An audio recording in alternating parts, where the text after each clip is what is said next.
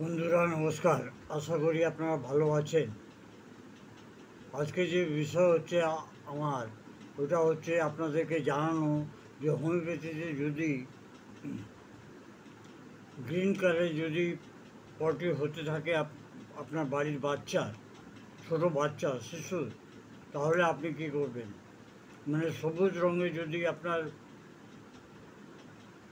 পটি হয় তাহলে আপনারা কী করবেন এবং কী ওষুধ দেবেন। আপনারা নিশ্চয়ই নিয়ে তাড়াতাড়ি পালাবেন ডাক্তারের কাছে। তার জন্য জানাবার জন্য আমি এসেছি যে এটাতে হোমিওপ্যাথি চিকিৎসা কী করা যায়। হোমিওপ্যাথি চিকিৎসাতে হোমিওপ্যাথি জগতে অনেকগুলো ওষুধ আছে, কিন্তু আমি মাত্র 2 কিংবা 3টে ওষুধের নাম বলবো। 1 নম্বর যে ওষুধ হচ্ছে ওটা হচ্ছে ইপিকার্ক। 6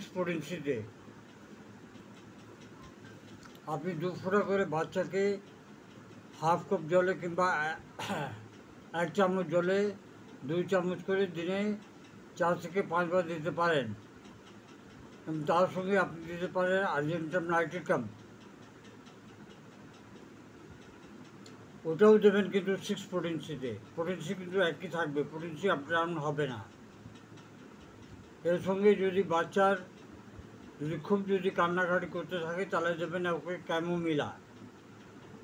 ক্যামোমিলাও 6 পোটেন্সি দেবেন এবং বারে বারে দেবেন, কমসে কম 5 থেকে 6 বার দেবেন।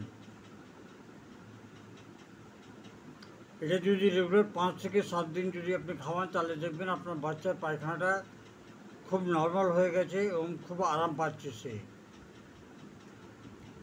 তো আজকে এই ভিডিওটা রয়েছে বাচ্চাদের সবুজ পায়খানা হলে কী দেওয়া যায়, গ্রিন পায়খানা হলে কী দেওয়া যায়।